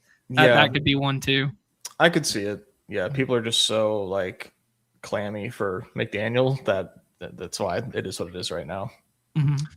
About to pick at 3-7. We'll see what TC does here. He goes Breece Hall, so we're in the Zay T, Travis Achane Jr., Igbuka, Allen, Ladd. T or Zay? Who? T, Zay or Igbuka? John, break it. T it is. Spill that T over Zay. I mean, ADP's close, although the winds are blowing in Zay's in Zay's direction these days. But yeah, T man, still rock solid. Look, this is that little pocket that we were just talking about, where like the bringing up Ladd doesn't matter. Like I probably would have said Ladd if we hadn't just done it. Like like this whole area is like so fragile in my estimation that like pulling up Tet there, like totally fine. Like pulling up Garrett Wilson, like that's where we used to draft him. Totally fine. Like, yeah. I don't know. ETN would probably be the most likely riser if we got a surprise Kamara cut or trade or whatever. Like ETN's the one that you could make like a quote unquote super team with, but I don't really love the 3 running back start. ETN, man. I mean, I initially wanted to push back. I'm like, everybody kind of has put their head in the sand with Kamara anyways, but as we know, it's never baked in. If Kamara was cut or retired, he would like move up 4 spots. Like, absolutely. Yeah. Yeah. Mm-hmm. Yeah. And it, like you said, right now, it already feels like that's the way that it's being drafted. I don't take a lot of ETN, but I fully see his upside, and maybe I do need to draft more and not be so scared. But yeah, I just don't. I see too much downside. Yeah. One other one. Go ahead. No, you. I was gonna say one other thing I was thinking about in this range here was the Breece Hall plus Garrett Wilson one. It happens like once in a blue moon with the fall, but like if you're making a bullish bet on the Jets and we both believe in them as talents and they've shown ceiling in the past, like what if they both just put it together with the best quarterback play they've ever seen? Like we're talking about guys that used to go at the 1-2 turn paired together. Now you can get them in the 3-4 paired together, but nobody can pair them together based on where they fall. Mhm. Yeah, Garrett Wilson's been falling quite a bit lately. I mean, he does. I know his ADP is what it is, but yeah, when they fall, yeah, I think they're a good bet to make together. Slurp up the Allen Dipperino. Yeah, let's do it. Let's have some fun. Nez wants to be the Allen guy.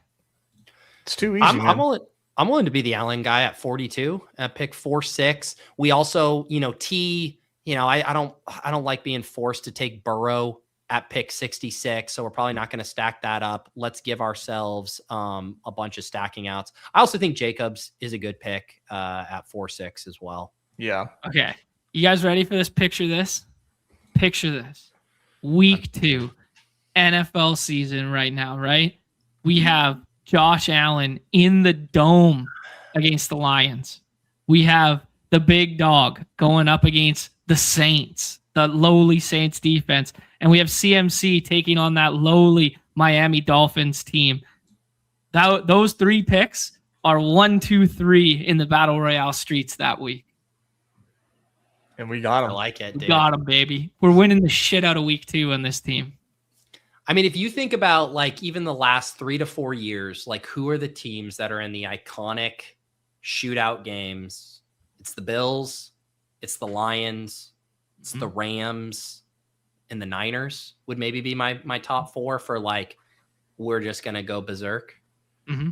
Ravens 2 seasons ago, but yeah. Yeah.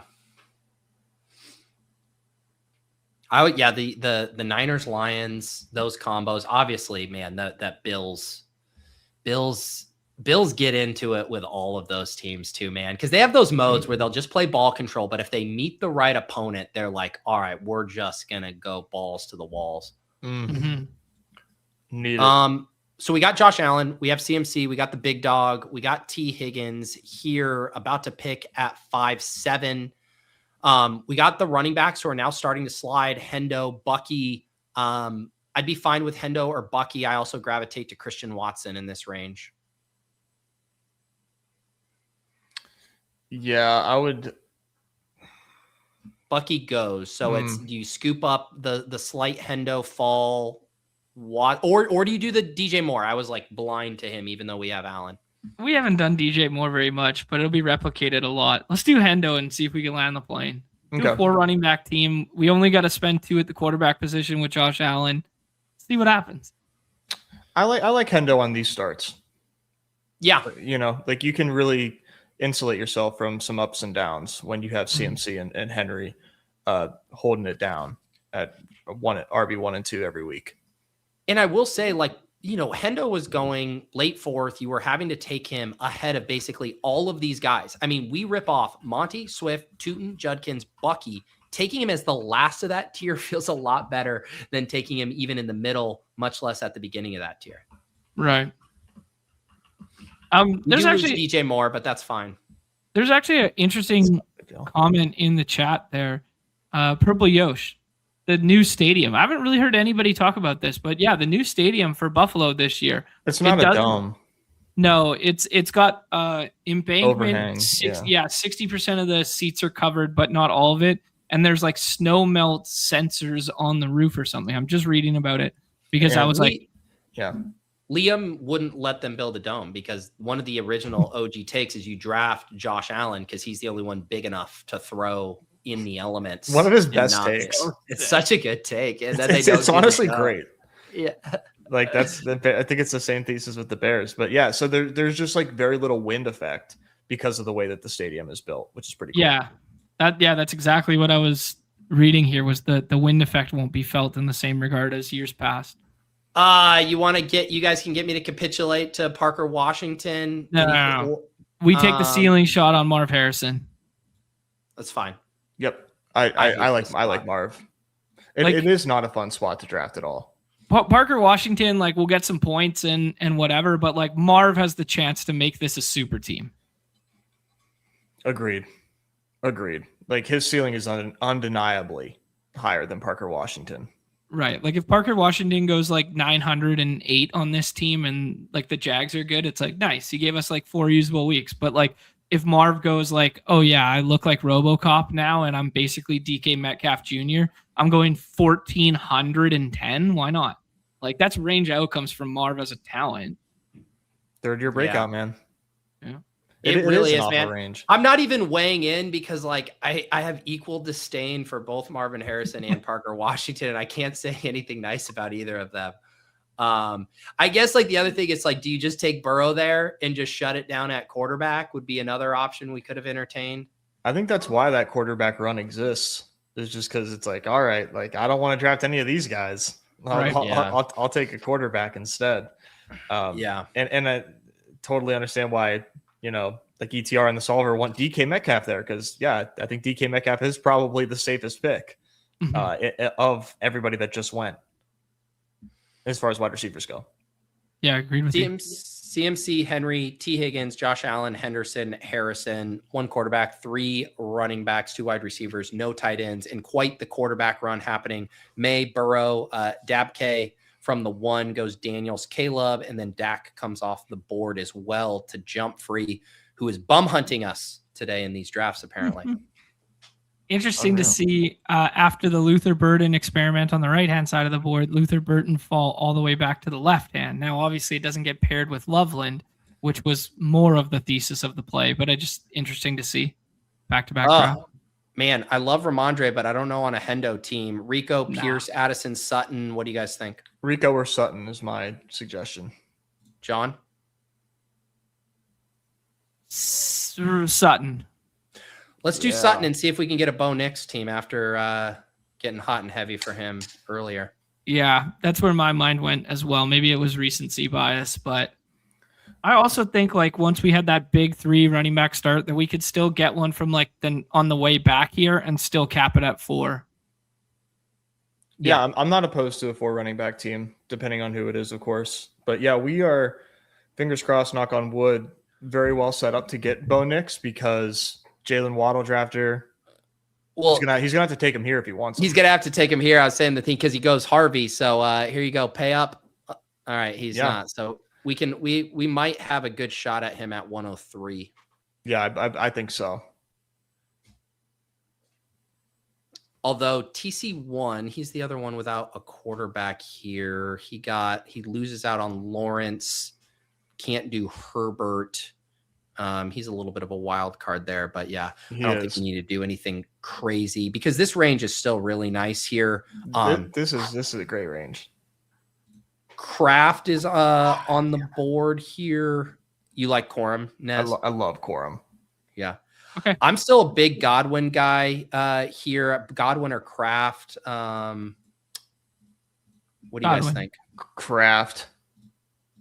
You guys, I'm. It's 2-1. It's 2-1. Oh, you're gonna go with me? You guys. I didn't feel strongly there, and I got tripped up because I didn't have tight end filtered, and I was like, where the hell is Kraft? Yeah. He slides 8 picks past ADP. We can grab Tucker Kraft there. Oh, that's a big ow. Oh, we got an interesting little our guy Len Keith giving the people some soccer love here. Let me get this saddled. I need it. People. All right. I need it. All right. There's a 30% boost floating around for the people for the kicky ball kicky. Young Yamal is on this one. I'm torn on who I want to win today. Torn on who you want to win. Yeah. Like I think France is the better team. I like Mbappe. I think Yamal will have chances in the future, but I just got that nice, sweet Spain kit that I can wear a couple more times. And is it just 2 entries? Is it just 2? Yeah, just 2. Okay. All right. And we got the 30% boost here. Takes you up to a 35x. All right. Whatever. Let's ride here. Let's ride. He loves the assist plays because they pay out so much. Yeah. Just 2 really good footballers that we just need to pass to the other striker. Okay. There, the link is Other in forward. the chat there. Dembele, higher 0.5 assists, and Yamal, higher 0.5 assists. If you use that boost 30%, you can get it up to a 35x. I maxed it out 50 to win 1750. Come on, Len. One Come time. on, buddy. Get One it. time. We got to lock up Bo Nix here, right? I mean, just got to do it. Maybe TC is feeling crazy and wants to take him over Mahomes if he needs a quarterback, but God, I hope otherwise, this is a sidekick user here for once. Okay, he goes Michael Wilson. Let's lock it up. lock it up. Lock it up, boys. There's no reason to push it here when the other guy's got 2 Broncos on the right-hand side.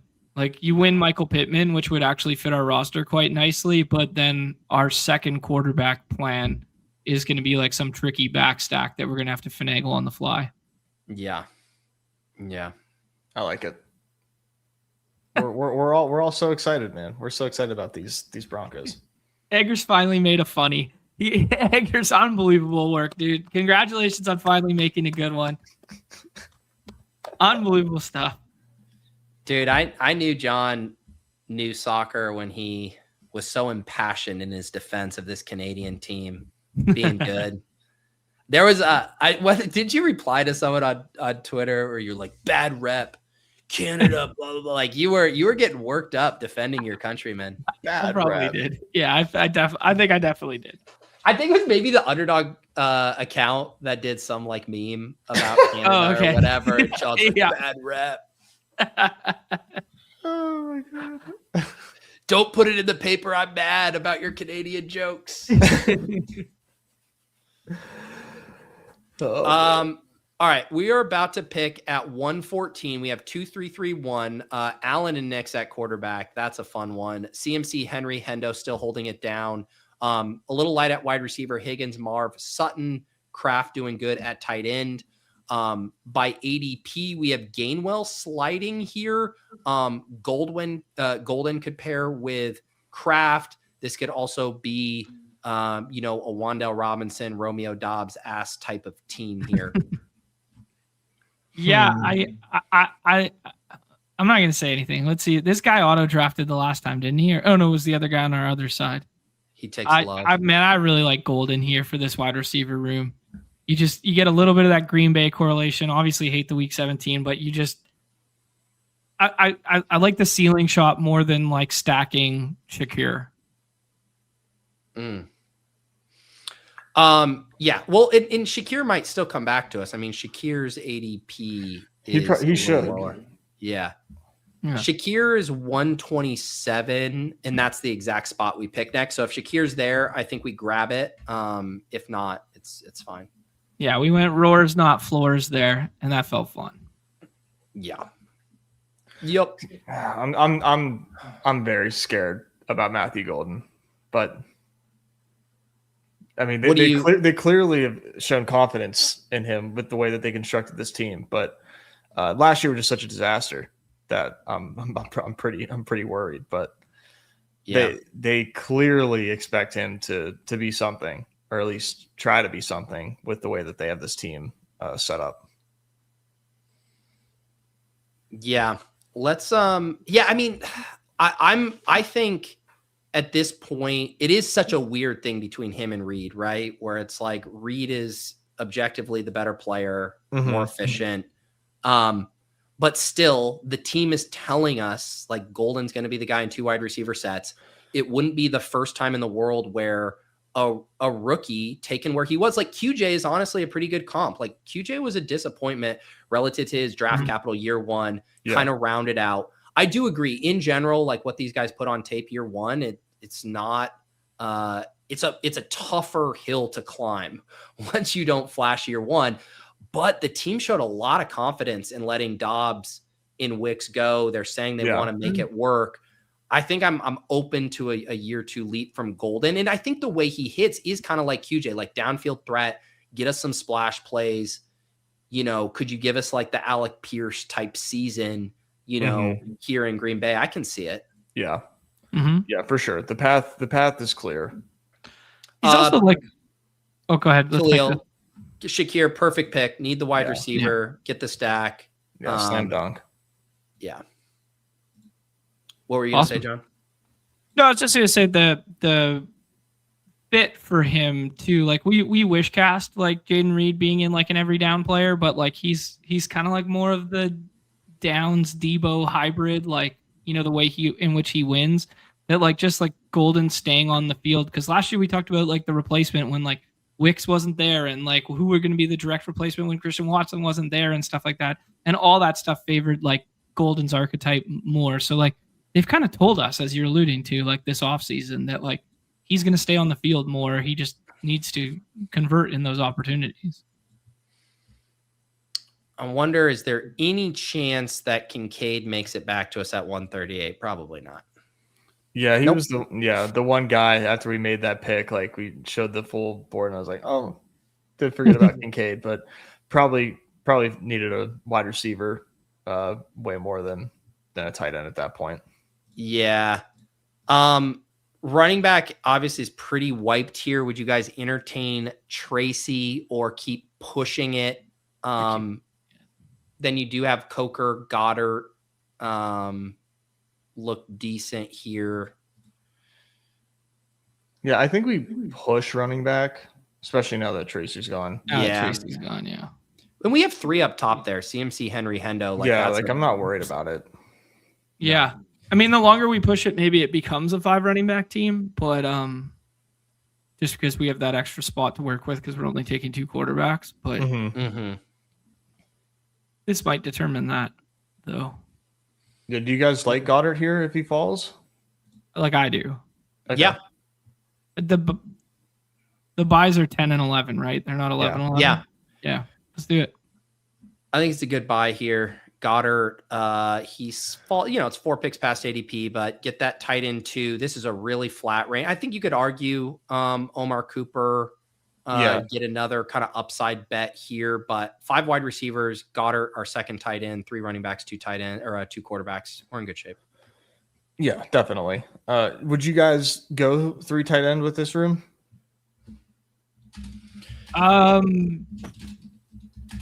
I'm split, but yes, probably, because like otherwise it's like a 9 wide receiver room, and that seems crazy. Yeah. Right.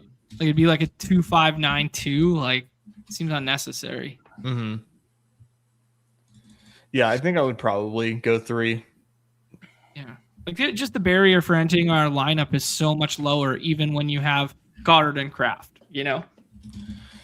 Yeah, and you can always flex 2 of these guys too, and just this next it depends on like who comes back with this at this next pick in the next round, but this is such a great range for tight ends coming up. It's like a gold mine. There's really very little difference. I like some of these guys in this range, like straight up over like Isaiah Likely and Chigakonkwo. Yeah. I basically only take those 2 when they're stacked. Yeah. That might be blinders by me. I do too, and I still barely take Likely, even when I have. I don't know, man. Like Likely is one of the ones, especially at this price, 124. I don't get it, man. Slappiest, like one of the slappiest. I'm still mad at him for not keeping his foot in bounds. Yeah, that's a shame. But it gave us the great tarps moment. off. Sure did. It did. It gives a great moment. Pete, have you seen the tarps off movement that's going around Major League Baseball right now? I haven't. Oh wow. Never wrong, just early, my friend. They have full sections of fans doing the tarps off, swinging around their head right now. Trey Tucker, Tajay Spears. I think I'd end our tight end room with like Hunter Henry or any of those tight ends. Yeah, or Juwan. Okay. Henry, we got I wasn't really thinking tight end there with Kraft and Goddard. Tell me why you guys were on the tight end train right there. I just think they're the best projecting picks. Same. Straight up, they will project for more points than all those other guys, like week over week or very comparatively. Yeah, and it falls off after, falls off a cliff after the next round. Yeah, Strange, Juwan, Sadiq. I like those 3. I think I like getting Spears there just as our 4th running back. I mean, now we're in kind of like, not that all these guys aren't flyers to an extent, but I don't know. Maybe I'm just too hype on Spears right now. I'm kind of like off Spears, to be honest, with the addition of Nick Singleton. I think that his like ultimate ceiling is like way capped, and now he's just like expensive Alvin Kamara. Yeah, or we're like treating him like he's Tracy, but Tracy has a much cleaner path, kind of thing. Yeah, like Tony Pollard dominates touches in that backfield. He barely has standalone value. I'm kind of it's not a fun stance to take, but I am like a pretty strong Tajay bear right now. Yeah, me Okay. too. I mean, the Singleton thing is an issue for all of them. They have one of the worst offensive lines in football. I'm most worried about kind of Pollard stuff going south. Do you guys like Algier here? I think he's probably good. Running back 4. Pair him with Marv. I do prefer Robinson, but I'm either one. I'm not gonna like tell you don't take Algier. Yeah, let's take Algier. We never take Algier. We always take Robinson over him. So why not? Yeah, I think it's close. I think there's a chance we get both. I think having Marv playing into that there makes sense with the Cardinals. Like it. yeah, that's a good point. Touchdown equity. Here's the squad so far. We are drafting in the fast puppy. Love our quarterbacks, Josh Allen and Bo Nix.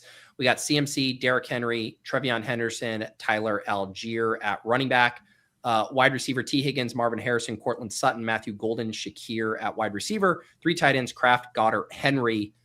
Should we have had one guy just like never click? I always pass over. But on a Bo Nix team, should we have had a Jonah Coleman conversation? We would have had to take him over Goddard, and that just like would not have been fun. Yeah. But in reality, he probably would have been the conversation where Henry is.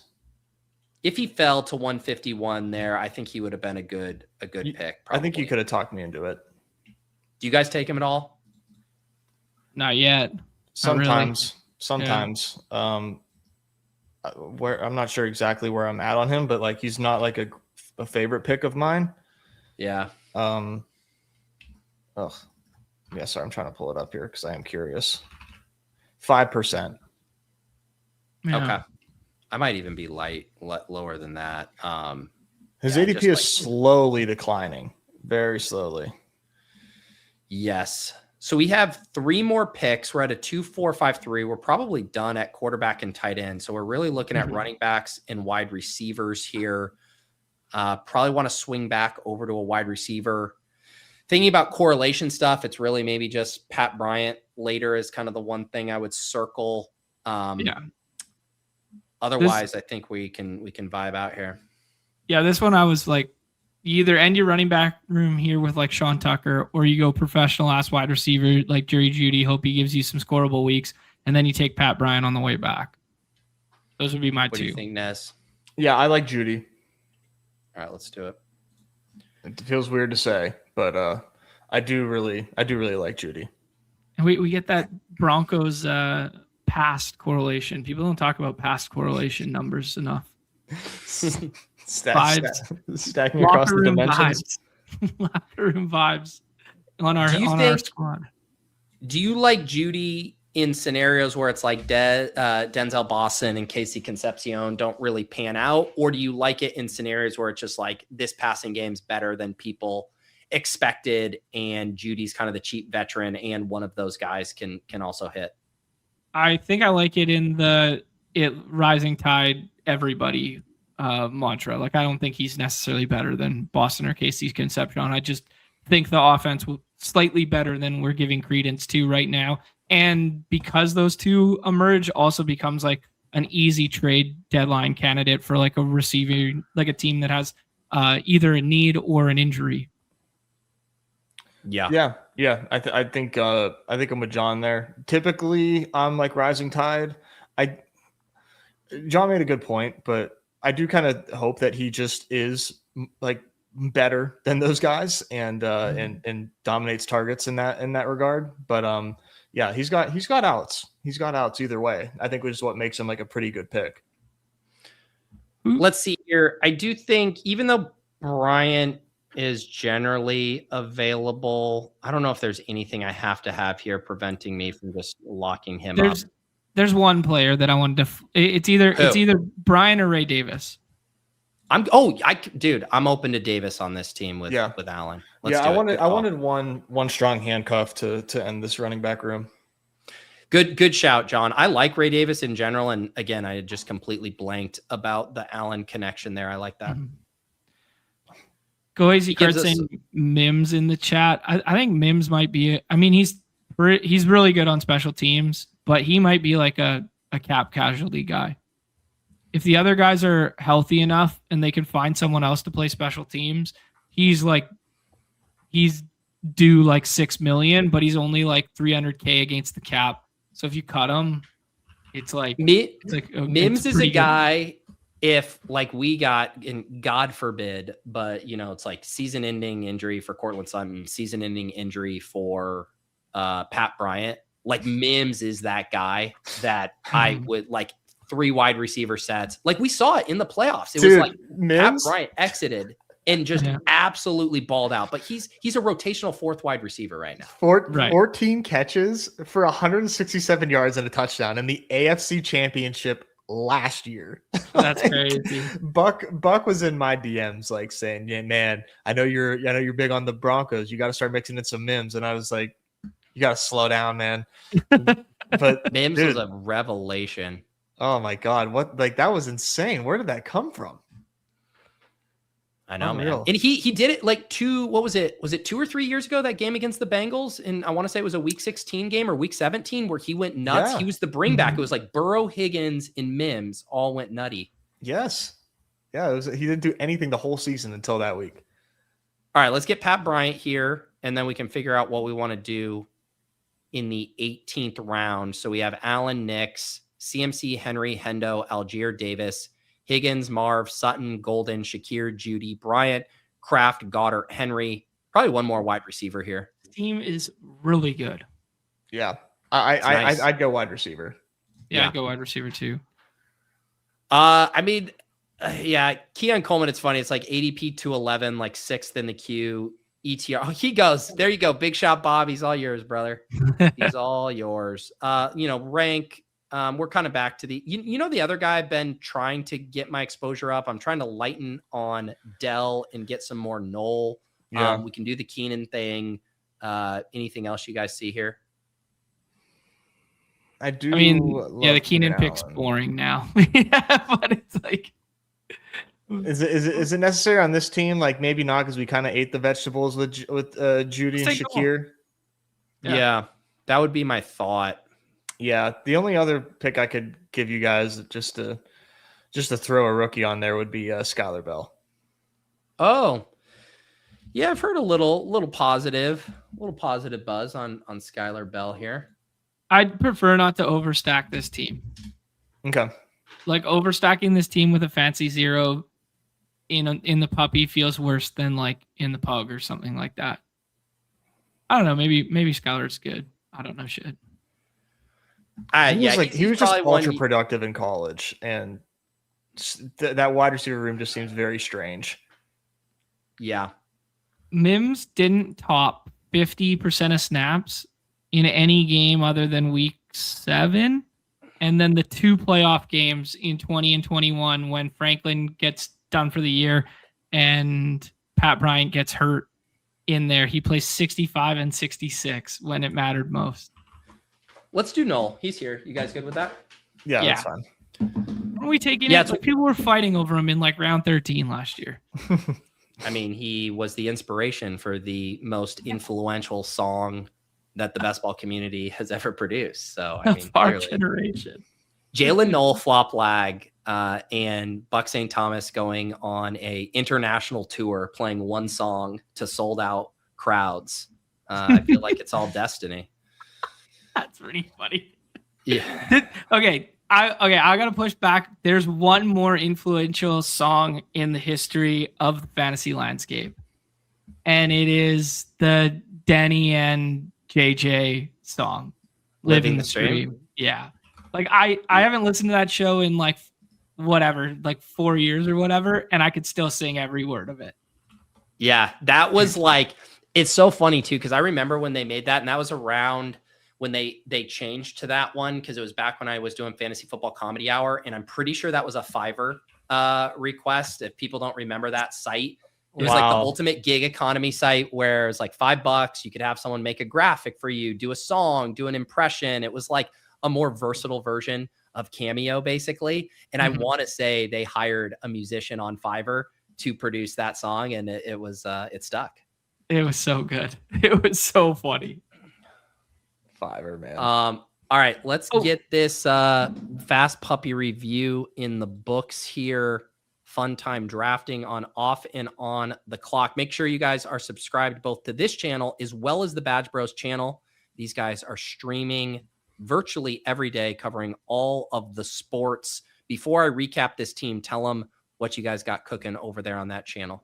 Yeah, we got some football coming your way tomorrow. We'll have maybe a little golf mixed in. It is a major this week. But definitely football, probably double draft football tomorrow, and then Best Buck Classic and Double Dribble on Thursday, and then return of baseball on Friday.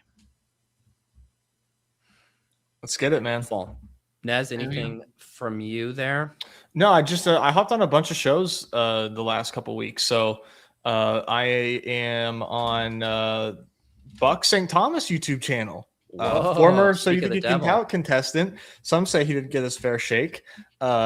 And Is so that I'm Buck on and his mother-in-law who say that? Yeah, I do too. I'm a big Buck fan. That was a lot of fun. Hopped on Dave, like I talked about at the beginning of the show, with the solver, and then I think I mentioned it too, but just in case, I hopped on JJ Zacharysen's show as well.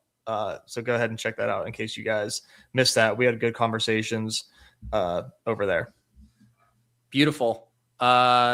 Yeah, as far as for me, ADP chasing tonight, those guys are having Matt Harmon step in for Davis, so that'll be a fun show. We're doing Swolecast here at 2:15. We pushed it up. We know that we got the World Cup. We have the Model Maniac, Byron, who's been off and on the clock. We need to get caught up for the Open here, so we'll be doing some Splash Sports tiers and chopping it up with Byron. And then rest of the week for me, Wednesday, ship chasing. We have our live main event draft, Pat, Jacob, and myself. That'll be a fun time. And then Thursday, Best Ball Bash as usual. And we will have, hopefully, my hope is that this next episode of So You Think You Can Tout will actually be out on Friday night, is kind of my goal that we're shooting for. The editors have it now. This is coming off of Stream Week, and excited for you guys to see this one, recorded with Davis late last week, did all of the judging and that good stuff. But yeah, appreciate you. As always, drop in the comments if there's stuff you'd like to see us draft, if there are guests you'd like to see us bring on the program, let us know. Otherwise, for John, for Nez, for the Fast Puppy, for the Pug, for the chat, and from the 200K party we're throwing after we ship the puppy, we'll see you guys next time on Off and On the Clock.